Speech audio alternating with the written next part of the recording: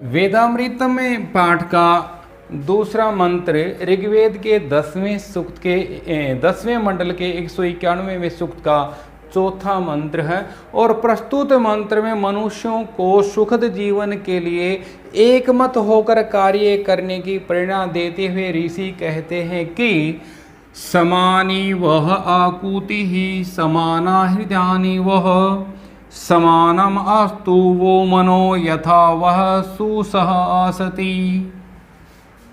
एक एक शब्द को देखते हैं यहाँ पर कि ऋषि कहते हैं कि समानी अर्थात समान हो वह तुम्हारे, और आकुति संकल्प कि आपने जो संकल्प लिया वो समान हो, सबके संकल्प एक जैसे ही हो।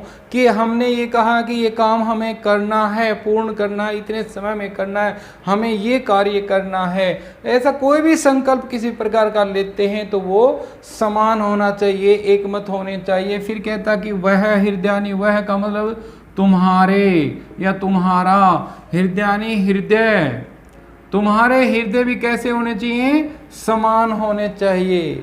कि मन में किसी के प्रति दुर्भावना नहीं हो, हमारे हृदय में दूसरे के प्रति सद्भाव होना चाहिए, समान भाव लेकर चलें। और फिर कहता समानम अस्तु, समान हो। अस्तु का अर्थ है यहाँ पर हो, यहाँ पर अस्तु सबके साथ लगेगा।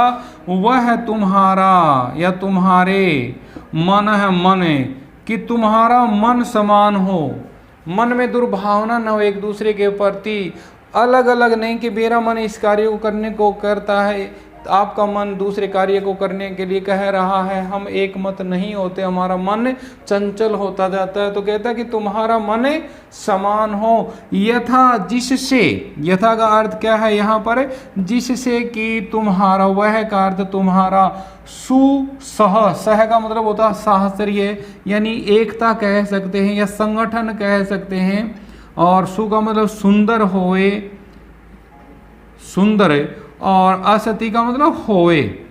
तो तुम्हारा, जिससे कि तुम्हारी एकता सुंदर होए, अर्थात तुम्हारा जो एकता सब में सामंजस्य बना रहे।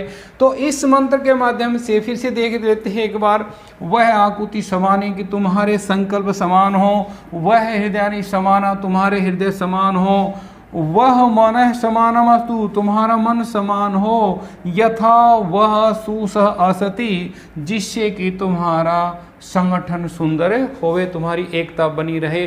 तो इस मंत्र के माध्यम से ऋषि ने इस मंत्र में ऋषि ने समान विचार, समान हृदय वाला होने को कहा है।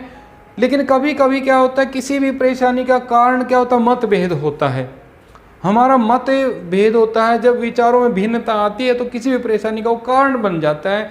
लेकिन हमें ऐसे समय में अपने हृदय की एकता को सुदृढ़ बनाए रखना है, सामंजस्य बनाए रखना है, टूटने नहीं देना है।